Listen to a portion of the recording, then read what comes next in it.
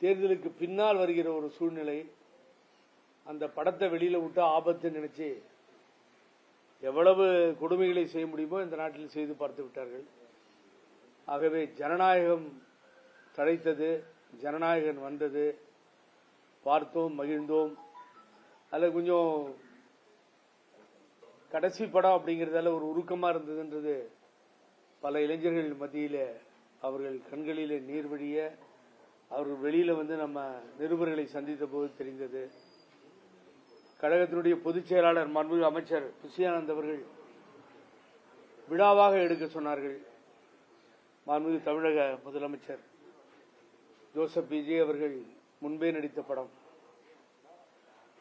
எனக்கு நினைவு இருக்கு. நான் அடிக்கடி இப்ப சினிமா போக மாட்டேன், இங்கிலீஷ் படம் அப்படி போவேன். அடிமை பெண் சினிமா புரட்சி தலைவர் எம்ஜிஆர் நடித்தது திருவண்ணாமலையில் படித்துக் கொண்டிருந்தேன். அப்போ கிருஷ்ணா, மீனாட்சி, அன்பு இன்னும் எனக்கு ஞாபகம் இருக்கு. படிச்சப்போ அந்த தியேட்டர்கள்ல படம் ரிலீஸ் ஆகுது. 4 தியேட்டர்ல கியூல ஒருத்தர் 2 பேர் இறந்துட்டாங்க. அந்த படம் ஊர்வலமா போச்சு. ஊர்வலமா திருவண்ணாமலையை சுத்தி வந்து அடிமை பெண் ரிலீஸ் ஆச்சு. அப்போ அந்த ஃபர்ஸ்ட் ஷோ ஊர்வலத்தில் போய் பார்த்த நினைவுகள் இருக்கு. அதுக்கு முன்னாடி பார்த்தேன், மிக்க மகிழ்ச்சியாக இருந்தது. ஆகவே இதை தடை செய்தவர்களுக்கு நேற்றைய தினம் வயிறெறிஞ்சு போயிருப்பாங்க. அதனாலதான் சினிமாவுக்கு விடுமுறை விடலாமா, அதெல்லாம் பண்றாங்க அப்படி இப்படின்னு சொல்லி ஏதோ கதையெல்லாம் பேசுறாங்க. ஆகவே அது எதுவுமே எடுபடலை. பாத்தீங்கன்னா கொடுமை என்னன்னு கேட்டீங்கன்னா, எதுக்காகன்னு கேட்டீங்கன்னா, இங்க வந்து உங்களை சந்திச்சிட்டு இருக்கிறேன் நானு. வாயில வந்ததெல்லாம் ஒரு சீஃப் மினிஸ்டர் பேசுறதுங்கிறது வந்து எந்த விதத்துல நியாயமா இருக்கும்னு தெரியலீங்க. முதல்ல ஒருத்தர் வந்து எலும்பு முறிப்பண்ணாரு, நீங்க பாத்தீங்க. அவர் எலும்பு முறிக்கிறது இவங்களுக்கு தொழிலா போச்சு. ஏற்கனவே இருந்த கவர்மெண்ட்ல ஒரு பிரஸ்காரர் எலும்பு முறிக்கலையா, ஆக்சிடென்ட் பண்ணலையா, யூஸ்வலா எலும்பு முறிக்கிறேன், உடம்பு முறிக்கிறேன் அப்படின்னு சொல்லிட்டு உள்ளுக்கு போயிட்டாரு அவரு. அடுத்து பாத்தீங்கன்னா உதயகுமார்னு ஒருத்தர், அவர் என்ன சொல்றாரு, சட்டசபையில இப்படி கை காமிச்சு அப்பாவை தேடின கதையை சொன்னாராம். உங்க அப்பா அம்மா பேரை சொல்லுன்றாரு. உலகத்துக்கே தெரியும், கிட்டத்தட்ட 70-80 மூவியை டைரக்ட் பண்ண சந்திரசேகர், அவங்க மதர் பெரிய பாடகர்னு. நீ முதல்ல உங்க அப்பா அம்மா பேரை சொல்லுன்றாரு. எவ்வளவு இழிவா கீழ்த்தரமா மக்கள் வந்து டெபாசிட் போக வச்சு தெருவில் நிறுத்தி இந்த உதயகுமார, செல்லூர் ராஜ 4 பேர் இந்து முன்னணி மாநாட்டுக்கு போனப்பயே நான் மதுரையில் சொன்னேன், நீங்க வீணா தெருவில் அலைய போறீங்கன்னு. எல்லாரும் தோத்தாச்சு, சவுத்தே போச்சு. வெக்கமா இல்ல? நம்ம இது மாதிரி ஒரு சிஎம் போய் பேசுறோமே, அது தப்பு அப்படின்னு சொல்லி கொஞ்சம் கூட யோசனையே இல்லைன்னா என்ன சார் பண்ண முடியும் சொல்லுங்க பாப்போம். இங்க பாருங்களேன். ஏதாவது நேர்ந்தால் அதிமுக பொறுப்பல்ல என்று அக்கட்சியின் முன்னாள் அமைச்சர் ஆர்பி உதயகுமார் எச்சரித்துள்ளார். மதுரையில் செய்தியாளர்களிடம் பேசிய அவர், தேர்தலில் தோற்றுமே தவிர மரணிக்கவில்லை என்றும் தெரிவித்துள்ளார். எத்தனை விஜய் வந்தாலும் தாங்கள் பார்ப்போம் என்றும் ஆர்பி உதயகுமார். அதான் வேற ஏதாவது சொல்லிருந்தா பரவாயில்லைங்க. அவர் என்ன சொல்ல வர்றாருன்னா, ரொம்ப கேவலமா அந்த வார்த்தையை பயன்படுத்துறாரு. அதாவது அவர் உயிருக்கு ஏதாவது ஆபத்து வந்துச்சுன்னா நாங்க காரணம் இல்லைன்றாரு. யார் உயிருக்கு? சீஃப் மினிஸ்டர் உயிருக்கு. ஏன்னா ஏதாவது மென்டலி ஏதாவது ப்ராப்ளமா என்னன்னு தெரியல. அப்புறம் சிஎம் சொன்ன மாதிரி ஓடு ஓடு ஓடுன்னு இப்ப அடுத்து அவரு ஜெயிலுக்கு போறாரு. பாத்துக்கிட்டே இருங்க. கம்ப்ளைண்ட் யாராவது லாட்ஜ் பண்ணா அடுத்தது அவர் தான் போவார், வேற வழி இல்லை. இதெல்லாம் அந்த அன்பார்லிமெண்டட் வேர்ட். எதுக்கு இவ்வளவு எரிச்சலா? ஜனநாயகத்தை மக்கள் தேர்ந்தெடுத்து ஒரு முதல்வரை தேர்ந்தெடுத்த பின்னாடி அதை ஏத்துக்க முடியாது. நீ உயிரோடு இருக்க மாட்ட, அதுக்கு நாங்க காரணம் இல்ல, உங்க அப்பா அம்மா பேரை நீ முதல்ல சொல்லு. என்ன சார் இது? இது மாதிரி எல்லாம் பேசி நீங்க எங்கேயாவது கேட்டிருக்கீங்களா சொல்லுங்க பாப்போம். முக்கியமான விஷயத்துக்கு வரேன், அது ஒன்னாச்சு. ஆகவே நான் சொல்றேன், நீங்க வந்து இது மாதிரிலாம் பேசிட்டு இருந்தீங்கன்னா சட்டம் அது கடமையை செய்யும். தேர்ந்தெடுக்கப்பட்ட முதல்வரை தேவையில்லாமல் பேசினால் நீங்க வந்து அப்புறம் அதை அனுபவிச்சுதான் ஆகணும், வேற வழியே கிடையாது. சிறை கதவுகளுக்கு பின்னால் இருக்க வேண்டிய நிலைதான் ஏற்படுமே தவிர சட்டம் சும்மா விடாது. இப்ப ஒருத்தர் உள்ள இருக்காருல, எலும்பு ஒடிச்சிடறாரு, ஒடிக்க சொல்லுங்க பாக்குறேன், மேல கை வைக்க முடியுமா? ஆகவே ரொம்ப கேடுகட்டத்தனமா பேச ஆரம்பிச்சிட்டாங்க. மரியாதையா நிறுத்திக்கோங்க. ஏடிஎம்கே கம்ப்ளீட்டா அழிஞ்சு போச்சு. உதயகுமாருக்கும் மற்றவங்களுக்கும் நான் சொல்றேன், ஏடிஎம்கே இல்ல. ஏடிஎம்கே விட்டு வந்து உதாரணத்துக்கு பாத்தீங்கன்னா ஏடிஎம்கேல இருந்து இவ்வளவு பேர் வந்துட்டோம். வெளியில வர்றவங்களை அரவணைச்சு அங்க இருக்க அமைச்சர்களாகட்டும், முக்கியமா இந்த பொதுச் செயலாளர் புசியானந்த் ஒருத்தரையும் வந்தா உடனே வாங்கன்னு சொல்லி அரவணைச்சு அவரை தமிழக முதல்வர் கட்சியினுடைய தலைவர் ஜோசப் விஜய் அவர்கிட்ட அழைத்து போய் என்னையும் சேர்த்தி இப்படி அரவணைத்து கொண்டு செல்கிறார்கள். யாரோ கேட்டதுக்கு ஒரு பதில் சொல்றாரு, நீங்க ஒழுங்கா வச்சுக்கல வெளியில வராங்கன்னு சொல்லி. இந்த மாதிரி ஒரு நிலை ஏடிஎம்கேல ஏற்பட்டு நேற்று கூட இங்க யாரோ கோயம்புத்தூர்ல ஒருத்தர் போயிட்டாருன்னு சொல்லி அருமைக்குரிய அன்பு நல்ல சகோதரர் அவர் செங்கை ராமச்சந்திரன் நேற்று போனாங்கன்னு நான் பார்த்தேன். இங்க ஒருத்தரும் இருக்க போறது இல்லை சார். நான் இன்னைக்கு ஒரு விஷயத்தை இங்க ஓபன் பண்ணிடுறேன். 25 பேர் ஆதரிச்சு ஓட்டு போட்டாங்க. ஜனநாயகம் தடைக்கு ஆதரிச்சு 25 பேர் ஓட்டு போட்டாங்க. இந்த 25 பேரும் இன்னைக்கு சொல்றேன் பழனிசாமிக்கு இந்த தமிழக வெற்றி கழகத்துக்கு ஆதரவாகத்தான் இருக்கிறார்கள். நீங்க கொஞ்சம் கொஞ்சமா வருவாங்க. நீங்க அந்த வேடிக்கையை தான் பார்க்க போறீங்க. ஆகவே யாரும் எதிர்ப்பா இல்ல. 25 பேருமே எந்த காலத்திலும் மாற மாட்டார்கள். அவர்கள் தமிழக வெற்றி கழகத்திற்கு ஆதரவாளர்களாக இருப்பார்கள் அல்லது இங்கேயே வந்து விடுவார்கள். ஆக உங்க பழனிசாமி ஏத்துக்கிறதுக்கு ரெடியா இல்ல. ஒரு முக்கியமான வேண்டுகோள் சார் எல்லாத்துக்கும். ரொம்ப வேதனைக்குரிய விஷயம் என்னன்னு கேட்டீங்கன்னா, நான் தான் இதை கையில் எடுத்தேன். வெளியே போனவங்க எல்லாத்தையுமே பொள்ளாச்சி ஜெயராமன் அவரு ஆதாரங்களோட குட்டு கடுமையா தாக்குறாரு. பொள்ளாச்சி ஜெயராமன் இல்ல, பொள்ளாச்சி ஜெயராமன் பேசுறது சொல்லிட்டீங்க. அதுக்குதான் நான் கையில எடுத்த, நீங்க பாயிண்ட் வெட்டீங்க. அதனாலதான் சிரிச்சேன். சார் நல்லா கேட்டுக்கோங்க. இங்க இருந்து ஒரு கார் புறப்படுது பிஹெச்ல இருந்து. உங்களுக்கு தெரிஞ்சதா இருக்கலாம், மறந்துருக்கலாம், இல்ல ஞாபகம் வச்சிருக்கலாம். ஓவர்லோடு 6 பேர், 4 பொண்ணுங்க 2 பசங்க. அந்த கார் பெருமாநல்லூர் போகுது. அந்த டோல்கிட்ட போய் கார் ஆக்சிடென்ட் ஆனதா சொல்றாங்க. கார் ஆக்சிடென்ட் ஆன பின்னாடி அதை ஓட்டிட்டு வந்தவர் யாருன்னு கேட்டீங்கன்னா, இந்த பொள்ளாச்சி ஜெயராமனுடைய சன்னு பிரவீன். அவர் தான் டிரைவ் பண்ணிட்டு வர்றார். இந்த காலேஜ் பசங்க 4 பொண்ணுங்க சார். தயவுசெய்து நம்ம வீட்டில் இருக்க பொண்ணா நீங்க யாராவது எடுத்துக்கணும். ஏன்னா அதுல ஒரு பொண்ணு வீரசுரேகான்னு ஸ்பாட்ல அவுட், சைட்ல அந்த டோர்ல தொங்குது. அந்த பக்கம் உட்கார்ந்த பொண்ணு இந்த பக்கம் தொங்குது. இது நடந்து ரொம்ப வருஷம் ஆச்சு. அதுக்கு பின்னாடி ஸ்பாட்ல இருந்து அவர் எஸ்கேப் ஆயிடுறாரு. அந்த ஸ்பாட்ல நின்று அந்த பசங்களுக்கு எதுவும் ஹெல்ப் பண்ணல. அவர் நான் பார்த்ததே இல்லை பிரவீன. நேரம் அங்கிருந்து எஸ்கேப் ஆகி போயிடுறாரு. சினிமா கதை மாதிரி இருக்கும் கேட்டீங்கன்னா பாவம். அந்த பொண்ணு தொங்குது. அந்த போட்டோ எங்கிட்ட இருக்கு, நான் காட்டுறாது. தொங்குது. இவர் புறப்பட்டு போயிட்டாரு. 2 நாள் கழிச்சு, 2 days கழிச்சு அந்த ஸ்டேஷன்ல வந்து சரண்டர் ஆகிறார். அப்பா வந்து டெப்டி ஸ்பீக்கர் ஆஃப் தமிழ்நாடு, துணை சபாநாயகர். ஸ்டேஷன் பெயிலே வெளியில விட்டு அனுப்பிச்சிடறான். இல்ல பாத்தீங்கன்னா கொடுமை. இந்த இந்த இந்த இதெல்லாம் பாத்தீங்கன்னா ஜெயராமன் இருக்கும், பொள்ளாச்சின்னு இருக்காது இந்த டாக்குமெண்ட்ல. அந்த பையன் பேர் இருக்கும் பிரவீன், ஜெயின் இருக்கு, பீன் இருக்காது. ஆகவே இப்படிப்பட்ட சூழ்நிலையில ஒரு எஃப்ஐஆர் போட்டு அதுக்கு பின்னாடி அந்த எஃப்ஐஆர் போட்ட பின்னாடி இவர் ஜாமீன்ல வந்துடுறாரு. அந்த பசங்களுக்கு பெரிய காயம் மற்ற பசங்களுக்கு கிடையாது. அத்தனை ஹாஸ்பிட்டல் இருக்கு, உங்களுக்கு தெரியும். எங்க இருந்து பெருமாநல்லூர்ல இருந்து ஸ்டார்ட் பண்ணீங்கன்னா ஒரு 50 ஹாஸ்பிட்டல் வரும். ஆனா இங்க கொண்டு வந்து சேர்த்து இருக்காங்க. நம்ம கவர்மெண்ட் ஹாஸ்பிட்டலுக்கு மேல லெப்ட் சைட்ல பிஹெச்சி, அது கேஜியில கொண்டு வந்து அந்த பொண்ணை சேர்த்தி அது காலையில் எழுச்சி ஸ்டேட்மெண்ட் கொடுக்குறப்ப லெப்ட் சைடுங்குது. அந்த ஸ்டேட்மெண்ட்டையே வந்து ஒத்துக்கல கவர்மெண்ட் தரப்பு. அதை வந்து ஹாஸ்டைல் பண்ணி அந்த ஸ்டேட்மெண்ட் எடுத்துட்டு அவரை பூரா காப்பாற்றப்பட்டார். அந்த விட்னஸ் சொன்ன கலர் தப்பு, அந்த கார் நிறம் தப்பு. அதுக்கு மேல அதுல ஏகப்பட்ட சிக்கல்கள் இருக்கு. ஜட்ஜ்மெண்ட் அது இதுல எல்லாத்தையும் எடுத்து ஹைகோர்ட்ல போட்டோம். ஹைகோர்ட்ல போட்டோன்னு ஹைகோர்ட் ரொம்ப நீட்டா ஆர்டர் கொடுத்து ரீ இன்வெஸ்டிகேஷன் கேட்டோம். இது கொலை, இது விபத்து இல்ல, கொலை. ஏன்னா தப்பிச்சு ஓடினார், 4 பேருக்கும் அடி இல்ல, அடிப்பட்ட எதிரில் வந்த கார் அடிப்பட்டதா சொல்றாங்க. அந்த காரை காணோம், ஸ்டேட்மெண்ட் கொடுத்துட்டு போயிட்டாங்க. ஆகவே மூடி மறைக்கப்பட்டிருக்கிறது அப்படிங்கறத தெளிவா எடுத்து ஹைகோர்ட்ல ஆர்கியூ பண்ணி திருமூர்த்தி லாயர் ஆர்கியூ பண்ணாரு. இப்ப பெருமாநல்லூர்ல நீங்க போய் ரீ இன்வெஸ்டிகேஷன் கேட்டு அங்க சப்மிட் பண்ணலாம், நீங்க கேட்கறதுல எந்த தவறும் இல்லைன்னு சொல்லி ஹைகோர்ட் ஆர்டர் கொடுத்தாச்சு. அதை தான் நாளைக்கு நாளைக்கு லீவ் இல்லை, அதனால மண்டே டியூஸ்டே நான் திருப்பூர் கோர்ட்டுக்கு போயிடுச்சு. அது ஸ்டே இருக்கு. 1 வருஷம் இங்க கொடுத்த தண்டனையை அந்த நீதிமன்றம் ஸ்டே பண்ணியிருக்கு. அவருடைய பிரதரை யாரோ ஒருத்தருக்கு இப்போ போஸ்டிங் கொடுத்திருக்காரு. யாரு? அவருக்கே ஒரு போஸ்டிங்க கொடுத்திருக்காரு எடப்பாடி பழனிசாமி. நல்லவனுக்கெல்லாம் கொடுக்கறதே இல்லை. ஏற்கனவே விபத்து கேஸ் கொலை கேஸ் மாட்டிட்டு இருக்கவன் பேர்ல நீ அங்க உட்காந்துக்கிட்டு அவருக்கு ஒரு போஸ்டிங் வேற ஏதோ மாவட்ட பாசறை இளைஞரணி அது ஏதோ போட்டு ஒரு போஸ்டிங்க அனௌன்ஸ் பண்ணி கொடுத்துருக்காங்க. இது கட்சி உருப்பிடுறதுக்கா?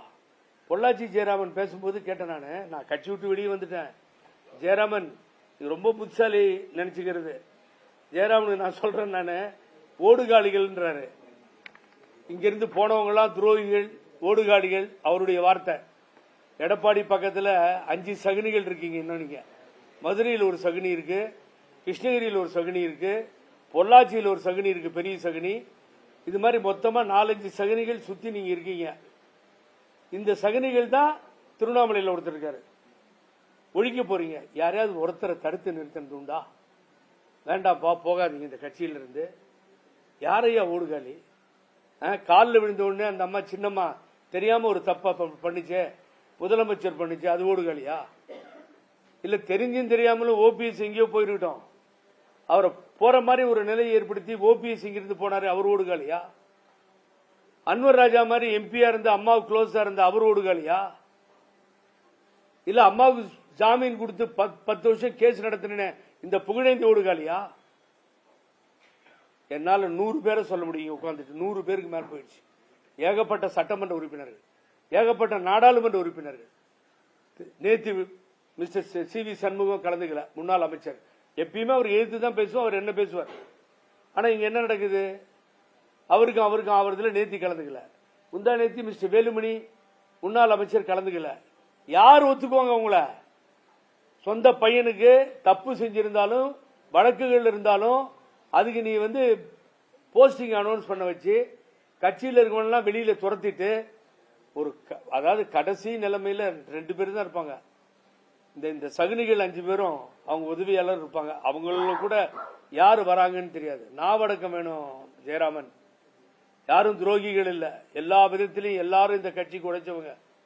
அங்க போயிருக்கேன்னா தந்தை பெரியாரையும் பேரறிஞர் அண்ணாவையும் புரட்சி தலைவர் எம்ஜிஆரையும் அம்மாவையும் இந்த தலைவர் ஏத்துக்கிறார், விஜய் என்கின்ற ஜோசப். ஆனா நீங்க இந்த போட்டோ கூட போடுறதுக்கு தயங்குறீங்க. அப்புறம் எப்படி வேலுமணி கூட வருவாரு? நான் தெரியாம கேட்கிறேன். அப்புறம் எப்படி சி.வி. சண்முகம் ஒத்து வருவாரு? அங்க இருக்கவங்க ஏன் இப்படி வெளியில வராங்க? 5 பேர், இசகே சுப்பையா அவங்க எல்லாரும் வராங்க, திருமதி மரகதம் அப்படி இப்படின்னு எல்லாரும் வராங்க. ஏன் வராங்க சார்? ஏன் வெறுத்து போய் வராங்க? சொல்லுங்க பாப்போம். கட்சியை தரைமட்டமாக்கி அழிச்சு அவர் செங்கோட்டையனோட தகராறு, அதை பேசுறேன் இதை பேசுறேன். ஆகவே அதிமுகவை முடித்து விட்டார்கள். முடிச்சிட்டு நான் விடுற மாதிரி இல்ல. இந்த வீரசுரேகாவுக்காக இதே கோயம்புத்தூர்ல பெரிய ஆர்ப்பாட்டம் நடக்கும். இந்த ஆர்ப்பாட்டத்தை நான் முன்னின்னு எல்லா லேடிஸ் எல்லாம் சேர்த்து நடத்துவேன். இதுக்கு வழி பிறக்கணும். ஏன்னா ஒரு குழந்தை 4 வயசுல, தப்பா சொல்ல, தப்பு இருந்தா தப்பு தான், அதையெல்லாம் குற்றம் சொல்லி பேசுற இந்த அரசு மீது குற்றம் சொல்லும் பொழுது பாலியல் வன்முறை உலகமே சிரிச்சு காரி துப்பிச்ச பொள்ளாச்சிய, அதுல நீ இல்லன்னு தப்பிச்சுக்கிட்ட. சிபிஐ தான் கண்டுபிடிச்சது. அதை என்கொயரி பண்ண ஆபீசர் என்ன பண்ணா? நியாயம் பண்ணி பேசிட்டு உட்கார்ந்து இருந்தான் அந்த போலீஸ் ஆபீசர். அதையும் நீங்க தானே பண்ணீங்க. நியாயத்தை கண்டுபிடிச்சீங்களா? பொள்ளாச்சியில் நடந்ததுக்கு இந்த அரசு, அந்த அரசே கண்டுபிடிச்சு சொன்னிச்சா? இல்ல, சிபிஐ தான் சொன்னிச்சு. Bennix Jayaraj lockup death CBI தான் கண்டுபிடிச்சு சொன்னிச்சு. 13 பேரை சொட்டது அருணா ஜெகதீசன் தீர்ப்பு. அதை எழுதி கொடுத்தாங்க அந்த அம்மா விசாரணை பண்ணி. இது அயோக்கியத்தனமா சுட்டிருக்கான்னு சொல்லிட்டு அந்த ரிப்போர்ட் என்ன சார் ஆச்சு? அந்த ரிப்போர்ட்டை கையில் எடுத்து திமுகவும் ஒண்ணுமே பண்ணல சார். அதனாலதான் 2 பேரும் சேர்ந்து நாடகம் ஆடுறாங்க அப்படின்னு முதல்வர் சொல்றாரு. இப்ப இருக்க முதல்வர் அது அவர் அடகு நடையில சொன்னாரு. 2 பேரும் சேர்ந்து இந்த வேலையை பண்றாங்க அப்படின்னு சொல்லிட்டு என்ன கூட்டு களவாளிகள் 120 கொலைடு கூட்டு களவாங்க. உண்மைதானே? எந்த ஃபைலையும் திமுக எடுத்து பண்ணலையே, ஒன்ன கண்டுபிடிக்கலையே. ஆகவே பொள்ளாச்சி ஜெயராமன் தான் எடப்பாடி பழனிசாமி நாசமா போறதுக்கு காரணமே பொள்ளாச்சி ஜெயராமன் தான், வேற யாரும் கிடையாது. அந்த பக்கம் கேபி முனுசாமி இந்த ஒரு 4-5 பேர் இருக்காங்க, தவறான வழியில கொண்டு போய் ஒரு வழியா முடிச்சிட்டாங்க. ஒரே வழிதான் இருக்கு பழனிசாமி ஃப்ரெண்டுங்கிறதால சொல்றேன். நான் வேற கட்சிக்கு போனாலும் இந்த சப்ஜெக்ட் இப்ப ஆரம்பிச்சிருச்சு. ஏன்னா ஓடுகாலிகள்னு சொன்னா வேடிக்கை பார்க்க தயாரா இல்ல. ஒரு வேலை பண்ணு, எனக்கு கவலையே இல்லை. இப்பயும் சொல்றேன், நீ அந்த பெரியவங்க இந்த CV சண்முகம், இந்த மிஸ்டர் தங்கமணி, இது மாதிரி முறைச்சீட்டு எல்லாம் நிக்கிறாங்கல்ல லைனா, அவங்க காலில் போய் விழுந்து மன்னிப்பு கேட்டு நான் செஞ்சதெல்லாம் தப்புன்னு சொல்லி இந்த இயக்கத்தை காப்பாத்திட்டு போறதுக்கு இன்னொரு தலைமையை நீ ஏற்படுத்து. இன்னொரு தலைமை வந்தால் அதிமுக காப்பாற்றப்படும். எனக்கு என்ன பொறுத்த வரைக்கும் நான் பார்த்து ரொம்ப பேர் புத்தாலியே கேட்பான், அவர் விட்டா வேற ஆள் இருக்காங்களா, அவர் விட்டா வேற யார் இந்த கட்சி நடத்த முடியும்? என்ன ஆக்ஸ்போர்ட்ல போய் படிச்சுட்டா வந்தாரு அவரு, லண்டன்லயும் அமெரிக்காவிலயும் இந்த கட்சியை நடத்துறதுக்கு. சசிகலா கால் போட்ட பிச்சை ரொம்ப கேவலமா சீஃப் மினிஸ்டர் பேசுறது நாங்க வேடிக்கை பார்த்துட்டு இருக்க முடியாது சார். ஆகவே நீ உதயகுமார், நீ இந்த கேஸை ஃபைல் பண்ணோம், நீ ஜெயிலுக்கு போறது உறுதி. நாவடக்கம் தேவை. தோத்து முடிச்சுட்டீங்க, கம்ப்ளீட்டா காலி முடிங்க. பிஜேபி எதுக்கணும்னு ஒரே குறிக்கோளோட இருந்தோம். பிஜேபி ஒரு சீட் தான் வந்துச்சு தமிழ்நாட்டில். ஜாதியை அறவே ஒழிச்சு காமிச்ச அருமையான தலைவராக ஜோசப் விஜயை பாக்குறோம். கேண்டிடேட் யாருன்னு தெரியுமா? நான் ஓபனா கேட்கிறேன். அந்த கேண்டிடேட்டே தெரியாது, ஜாதி எப்படி தெரியும் சொல்லுங்க? 118 பேர்த்துல ஒரு 8 பேரை தெரியும். 100 பேருக்கு சொல்ல முடியுமா? மதம், மதுரையில கலர்றீங்களா இந்து முன்னணின்னு சொல்லி ஒரு கோயில் விஷயமா தீபம் ஏத்துறதுக்கு அங்க தாவேகா ஜெயிச்சிருக்கு. பிஜேபி என்ன பண்ண முடிஞ்சது? மதம் காலி, ஜாதி காலி. ஆகவே கேண்டிடேட் செலவு பண்றதும் கிடையாது. யாரும் ஒரு 10 பைசா கேண்டிடேட் கொடுக்கல. யாராவது சொந்த செல்வாக்கில் ஒருத்தர் 2 பேர் பண்ணியிருந்தா ஓகே. உதயநிதி என்ன சொல்ற? இல்ல your correct, 100% correct. Candidate Vijay Joseph என்கின்ற விஜய் அப்ப சொன்னது. விசில் சின்னம், டைம் இல்ல, இது 2 தானே சொன்னாங்க. அப்ப இது 2 கேட்டுட்டே ஓட்டு போட்டாங்கல்ல ஜனங்க. யார் எதையுமே பார்க்க தயாரா இல்லை. இளைஞர்கள் பட்டாலும் ஒரே ஒரு பிரசாத் சொன்னிச்சா பிரதர்? நானோ நீங்களோ ஒரு பிரசோ தேர்தலுக்கு முன்னாடி விஜய் வரப்போறாருன்னு 10 சீட் வராருன்னு சொன்னிச்சா? ஆக்சிஸ் போல் எடுத்து இந்தியா டுடேவில் அடிச்ச பின்னாடி குப்தா அப்பதான் தெரியுது நமக்கு. 10,000 கிலோமீட்டர் கடந்தோம், ஆட்சிக்கு அவங்க தான் வரப்போறாங்கன்னு ஒரு சொன்னதுதான் நிஜமாச்சு. எக்ஸிட் போல்ல தான் அது வெளியில வருது. இல்லைங்க, அப்படி சொல்லலீங்க. நான் எலெக்ஷன் டைம்ல சொல்றேன். எம்எல்ஏ அனௌன்ஸ் பண்ண எம்எல்ஏவை பேரை சொல்லிட்டாரு. நம்ம என்ன பண்ணுவோம் பொதுவாகன்னு கேட்டீங்கன்னா, நான் ஓபனா பேசுறேன். எனக்கெல்லாம் ஜாதியெல்லாம் கிடையாது. ஜாதிய சர்டிபிகேட்ல இருந்து எடுக்கணும்னு சொல்றேன். வேணா அப்பா தீக்காக்காரர், அப்படிதான் நான் வளர்ந்தேன். ஆனா இன்னைக்கு அந்த ஜாதிங்கிறது ஜாதியை பார்த்து ரெட்டியா, நான் இருக்க ஒசூர்லாம் வந்தீங்கன்னா கவுடா சஸ் ரெட்டி வெர்சஸ் நாயுடுன்னு பெரிய கலட்டா போகும். பட் இப்ப அதெல்லாம் போச்சு, எல்லாம் போச்சு. இதுதானே தந்தை பெரியார் வேணும்னு சொன்னாரு, புரட்சி தலைவர் எம்ஜிஆர் வேணும்னாரு, அண்ணா வேணும்னாரு, அறிஞர் அண்ணா. அது நடைமுறைக்கே வந்துருச்சு சார். இனி தேர்தலுக்காக யாரும் காசு கொடுக்க மாட்டாங்க, பயப்படாதீங்க. ஏன்னா காசை வாங்கிட்டு நாமம் போட்டாங்கன்னு சொல்லி ஒரே முடிவோட மக்கள் மாறிட்டாங்க. ஆகவே இனி நடக்காது. ஆகவே பொள்ளாச்சி ஜெயராமன் இந்த ஓடுகாலிகள்னு பேசினா, இங்க இருக்க பெருச்சாலிகள் நீங்க இருக்கீங்களே சுரண்டி, அம்மா கவர்மெண்ட்ல எல்லாரும் என்னென்ன பண்ணீங்கன்னு உங்களுக்கு தான் தெரியும். ஆகவே ஊரெல்லாம் பேசிக்கிறாங்க, நீங்களும் ஒரு ஆளுன்னு. அதையெல்லாம் வாபஸ் வாங்கிக்கோங்க. பெஸ்ட், வேற வழியே இல்லை. நான் சப்போர்ட் பண்ணிலாம் பேசல. இன்னைக்கு CV சண்முகத்துக்கு கோபம் வரும். என் அட்வைஸ், எல்லாரும் இங்க வரப்போறாங்க தாவேகாவுக்கு. இல்லைன்னா அங்கேயே இருந்து ஏடிஎம்கேவை எடப்பாடி பழனிசாமி தூக்கி எறிஞ்சிட்டு தாவேகாவுக்கு ஆதரவா இருக்க போறாங்க. இந்த நிலைப்பாடு தான் இப்ப எட்ட போறாங்க. பெஸ்ட் நான் நினைக்கிறேன். என்னுடைய மனசுல நான் பார்த்த அதிமுக கிட்டத்தட்ட 72 இருந்து சின்ன பையன்ல இருந்து பார்த்தது இந்த இயக்கத்துல பெட்டர். நீ வெளியில வந்து வேலுமணிக்கு விட்டு கொடுத்துரு.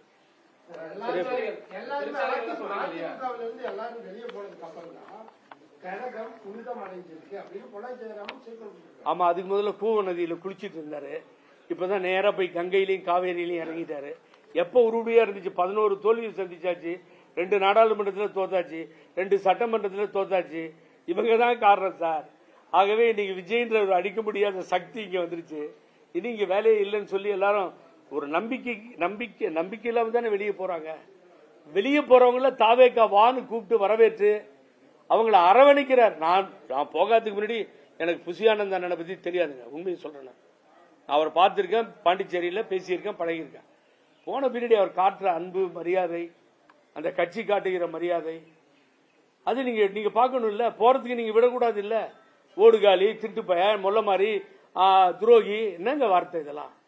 போனதுக்கு அப்புறம் தான் அதிமுக புனிதம் அடைஞ்சிருச்சுன்னு பொள்ளாச்சி ஜெயராமன் சொல்லியிருக்காங்க. என்ன புனிதம் அடைஞ்சிருச்சு? இவங்கெல்லாம் போனதுக்கு அப்புறம் தான், இவங்கெல்லாம் துரோகிகள் போனதுக்கு அப்புறம் தான் அதிமுக வந்து புனிதம் அடைஞ்சிருக்கு, மிகப்பெரிய வளர்ச்சியை விரைவில் எட்டும் அப்படின்னு. என்ன வளர்ச்சியா? யார் யார் வந்தாங்களா?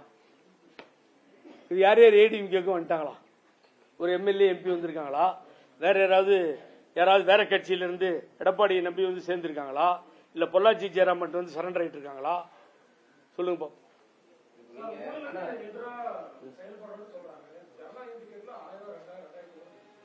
சார் அது சார் நான் வந்து உங்கள்கிட்ட ஐ கேனாட் சே.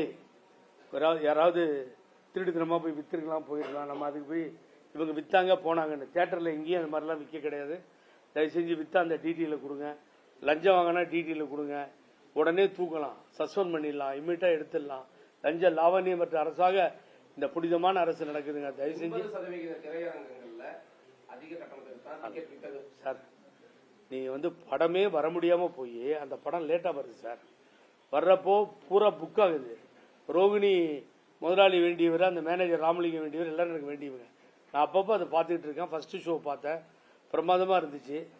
பொய்யான குற்றச்சாட்டு சார், ஏகப்பட்ட. எங்க பாத்தீங்க நீங்க? அது மாதிரி ஒரு டிக்கெட் வாங்கணும்னு சொல்லி அங்கேயே கேமரா இருந்துச்சு, எடுக்க வேண்டியது தானே. பாருங்க, இருந்தால பிளாக்ல டிக்கெட் விற்கிறாங்கன்னா பிடிச்சி உள்ள போட்டுலாமே நம்ம.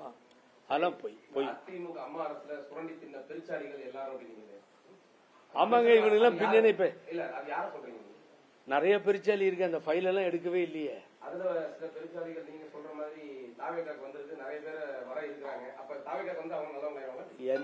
வந்தா புனிதமிடுவாங்களா என்ன? சரியான கேள்வி. சரிதான். அவங்க இங்க வந்த புனிதமிடுவாங்களா? அதுக்கு நோ யுவர் 100% கரெக்ட். நான் ஒன்னும் அதுக்கு ஒன்னும் சப்போர்ட் இல்லாம இல்ல. தவறு செஞ்சுட்டு நானே வரேன், இல்ல இன்னொருத்தரே வராருன்னு வச்சுக்கோங்க. அவங்க duty to prove the innocence. அவங்க என்ன பண்ணணும்? தாங்கள் குற்றமற்றவர்கள்னு either the DVAC, either the ED, either the income tax, இதுல இருந்து எதுல மாட்டிட்டு இருந்தா அவங்க போய் நிரூபிச்சுக்க வேண்டியதான். அதுக்கு இந்த அரசு சப்போர்ட் எல்லாம் பண்ண.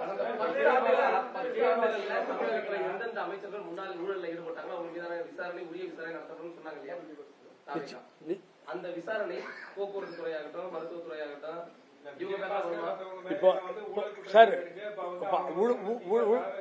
இல்ல ஒரு நிமிஷம். You are correct. ஊழல் குற்றச்சாட்டு ஒரு லிமிட்டுக்கு மேல போய் இடி இன்கம் டாக்ஸ்னே போய் நிக்குதுங்க. நான் அது ஐ எம் நாட் டினைங். அவங்க டியூட்டி என்னன்னா, அவங்கள நல்லவர்கள் அவங்க தான் ப்ரூவ் பண்ணிக்கணும். அதுல இப்போ ஒரு எலெக்ஷன்ல நாமினேஷனை போடும்போது என்ன ஆகுது? நாமினேஷன் என்ன எலிஜிபிலிட்டி? 2 வருஷம் கன்விக்டட்னா போட முடியாது. 2 வருஷத்துக்கு கீழே இருந்தா நீங்க நாமினேஷன் போடலாம். அப்ப ஏன் அந்த சட்டம்?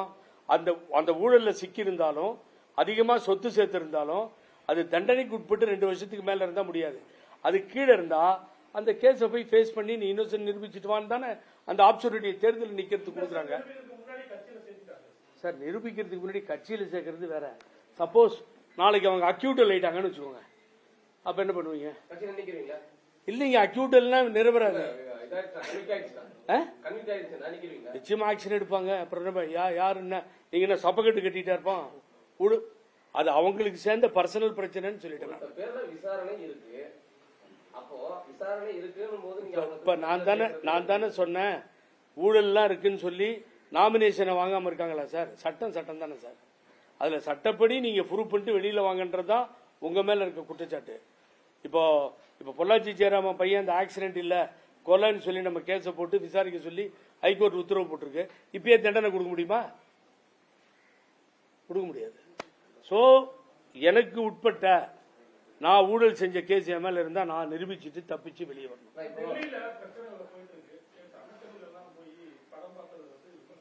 என்ன சார் இது Delhi cockroach Janata party well appreciated, பாராட்டுக்குரிய விஷயம். அது இப்பதான் பூங்கம்பமா வெடிக்குது. இப்படிதான் கெஜ்ரிவால் ஊழலை ஒழிக்கிறேன்னு மேல வந்தார், நமக்கு ஞாபகம் இருக்கும். பஞ்சாப்லயும் ஆட்சியை பிடிச்சாரு. இது பெரிய எழுச்சியா இருக்கு. மோடிக்கு பெரிய அடி. இதுல இருந்து தப்பிச்சு அவர் வெளியில் வர முடியாது. எங்களுடைய முதலமைச்சர் ராகுல் காந்தி அவர்களை இதற்காக கைது செய்ததற்காக கண்டனம் தெரிவித்து முதல்ல அறிக்கை கொடுத்துட்டாரு. சோ இதுல இன்னும் அடுத்து அவர் என்ன பண்ண போறார் முதலமைச்சர் பார்க்கணும். இது நாடு பூரா அவ்வளவு சீக்கிரமா முடியாது சார். எனது அருமை பிள்ளைகள் உள்ளாடையிலிருந்து செக் பண்ணி இந்த மகனுங்க தலையில செக் பண்றான், கொண்டையில செக் பண்றான், பின்ல செக் பண்றான், எல்லாத்தையும் செக் பண்ணி ஒரு 24 லட்சம் பேர் எழுதுறதுக்கு போனா நீட்ல என்ன அநியாயம் பண்றான் நீங்களே பாருங்க. நீட்ல இந்த வினாத்தாள் வெளியில வந்துருச்சு. என்ன சார் நியாயம் இதெல்லாம்? எடப்பாடி அங்கதானே ஒட்டிட்டு இருக்காரு பாரதிய ஜனதா கட்சியில. அவருக்கு நீட்டுன்னா தெரியாது, என்னன்னு தெரியாது. அம்மா தான் ஒரு வருஷம் எக்ஸாமிஷன் வாங்கி கொடுத்தாங்க. இவ்வளவு பெரிய ஒரு சூழல்ல மாணவர்கள் எல்லாம் போராட்டத்தில் ஈடுபட்டு சாப்பிடாம கொள்ளாம எல்லாம் தொடர் போராட்டம்லாம் சாப்பாடுலாம் வருது, இந்த நேரத்துல சாப்பாடுலாம் வருது. எல்லாரும் போய் சினிமா பார்த்துட்டு இருக்காங்க. என்னங்க இது கொஸ்டின்? இது மாதிரி ஏங்க ஒரு படம் நிறுத்தி இப்ப ஒரு சினிமா வரவிடாம பண்ணி அத்தனை கோடி ரூபாயை போட்டு எடுத்த சினிமா விடவே முடியாதுன்னு எவ்வளவோ அலைய விட்டு எல்லாம் பண்ணி சென்சார் போர்டு. இதே முன்னாள் முதல்வர் கேட்டார்ல, இடி இன்கம் டாக்ஸ் சென்சார் போர்டு இப்போ கையில் வச்சுக்கிட்டீங்களான்னு. அதையெல்லாம் மீறி அந்த சினிமா வருதுங்க. அதை பார்க்கறதுல என்ன தப்புன்றீங்க? உடனே சினிமா பார்க்க கூடாதுன்றீங்க, உடனே ரோட்ல நடக்கூடாது, எதுவும் பேசக்கூடாதுன்னா எமர்ஜென்சியா இல்ல. கொடநாடு கேஸ நானே பிரஸ் பண்ணி முதலமைச்சர்கிட்ட பர்சனலா சொல்லணும்னு ஆசை. அன்னைக்கு பேசுறப்ப அவரு நல்லா இருக்கீங்களான்னு கேட்டாங்க. எனக்கு ரொம்ப சந்தோஷமா இருந்தது. நான் பார்த்தப்போ விசாரிச்சாரு, மிஸ்டர் புசியானந்த் இருந்தாரு. ஆகவே கொடநாடு கொலை வழக்கு விரைவில் கையில் எடுப்பதற்கு அவரிடத்தில் மனு அளிக்கப்படும். அதை எடுத்து எடுப்போம் சார். அருணா ஜெகதீசன் கொடநாடு கொலை வழக்கு அத்தனையும் எதையும் விடமாட்டார் இந்த முதலமைச்சர். அது அது அவர் நாலேஜுக்கு வரும்போது அது ஆட்டோமேட்டிக்கா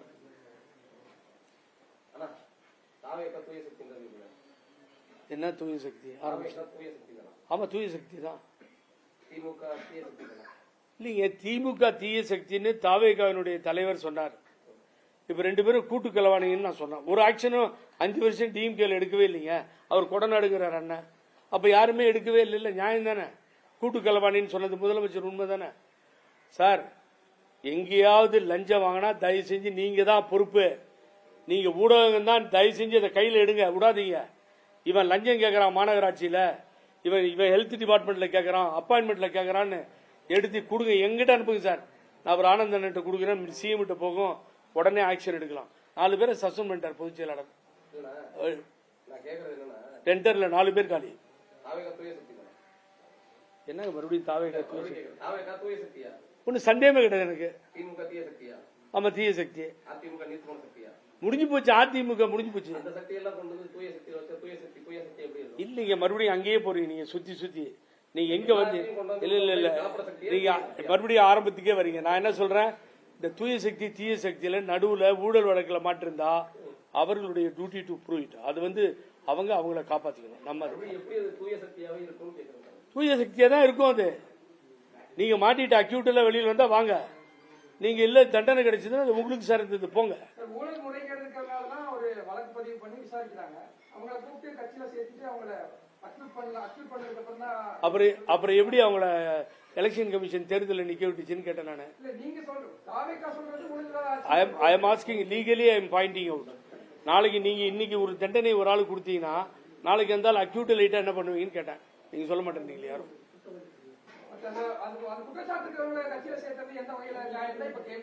இல்லைங்க, அவன் மேல ப்ரூவ் பண்ணலன்னு சொல்லுவாங்க. இப்ப என்ன கேட்டீங்கன்னா என் மேல ஒரு குற்றச்சாட்டு இருக்குன்னு வச்சுக்கோங்க ஒரு பேருக்கு. இந்த அரசு உதவாது. இந்த நீங்க கேட்ட கேள்வி இப்பதான் நீங்க பாயிண்ட்டுக்கு வந்தீங்க.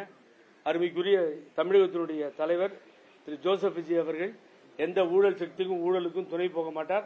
அவங்களை காப்பாற்றவும் போக மாட்டோம். இன்னைக்கு எழுதி வச்சுக்கோங்க. நீங்க அது நாளைக்கு நான் ரெஸ்பான்சிபிலிட்டி நான் பதில் சொல்றேன். மறுபடியும் அங்கேயே சார் திமுக இல்ல நோ சாரி, நான் ஆதரவு தெரிவிச்சேன். நான் வந்து திமுக வந்து அழிஞ்சு போகும்னு சொல்லி எல்லாம் யாரும் சொல்லல. அதிமுக முடிஞ்சிருச்சு சாருங்கிற. அதிமுக எங்க இருக்கு?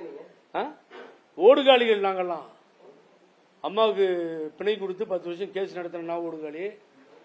ஆட்சி இவன் நல்ல பையன் நல்லா இருக்கட்டும் தோல்ல போட்டு எடப்பாடி பழனிசாமி கொடுத்துச்சு பாருங்க, அந்த அம்மா வந்து ஓடுகாலி. அதான் லைனா சொல்லிட்டு போனேன். என்கிட்ட 100 பேருக்கு மேல இருக்கு எம்எல்ஏஸ் மாத்திரம், எம்எல்ஏஸ் எம்பிங்க மாத்திரம். இதெல்லாம் ஓடுகாலி. தோக்கறவன் தான் நல்லவன்.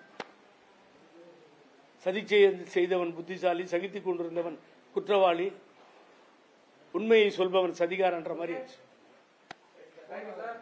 Thank you very much.